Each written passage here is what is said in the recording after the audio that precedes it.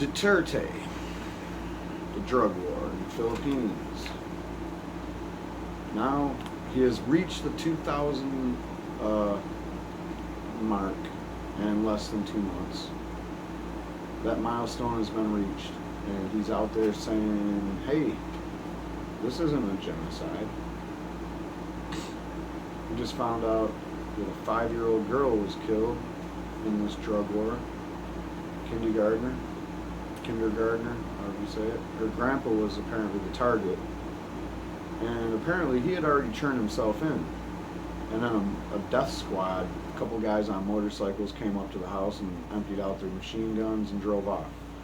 It's just terrifying. Every time I look into this and I see a video or read a report, it's just blowing my mind.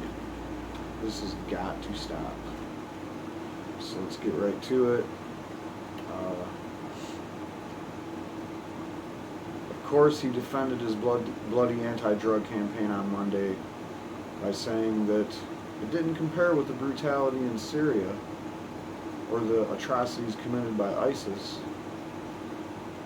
He said, quote, I did not kill any child. I did not drop barrel bombs like Syrian President Bashar Assad.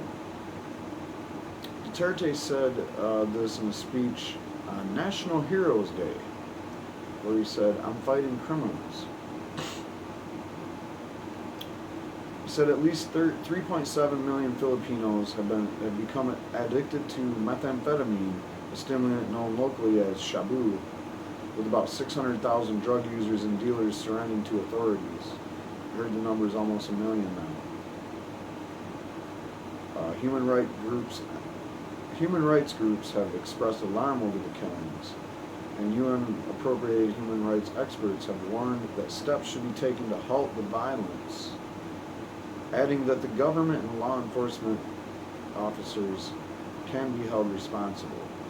And let's not forget the age of cameras. The Philippines is no exception. There's cameras everywhere, whether they be run by the state or security cameras for other reasons, or just people filming stuff on their phones.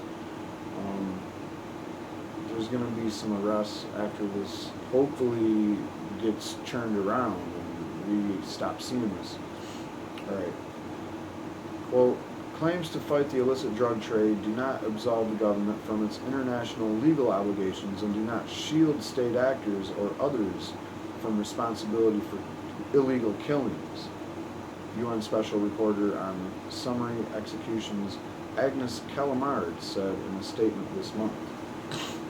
So the UN already have been looking at this, and they're obviously not looking at it as a model for other countries. They're mad about it. Meanwhile, Duterte is back saying, we might still end up like South American countries and their fractured governments. I am declaring war.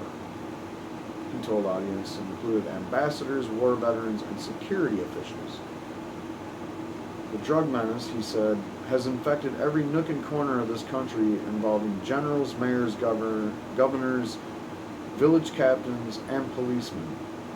Well, that's because drugs, when they are illegal, there's a black market, and black markets have been known historically to breed violence and gangs and corruption among the law enforcement community that's supposed to be stopping whatever it is that has created the black market.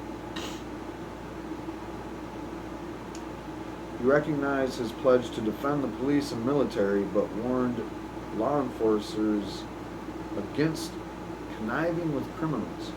So, in quote, in pursuit of law and order, pursuant to my directions, you do not have to worry about criminal liability.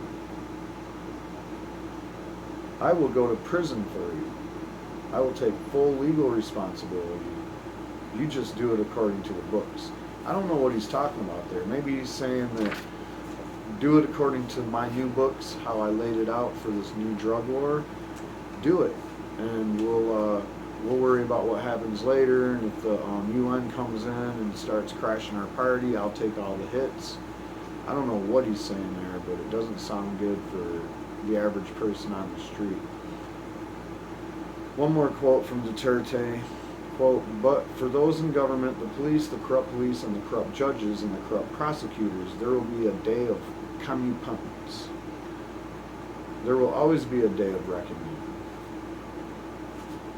I guess there he's saying, yeah, when the day finally comes and they're gonna get us for all these human rights violations, you're gonna pay too.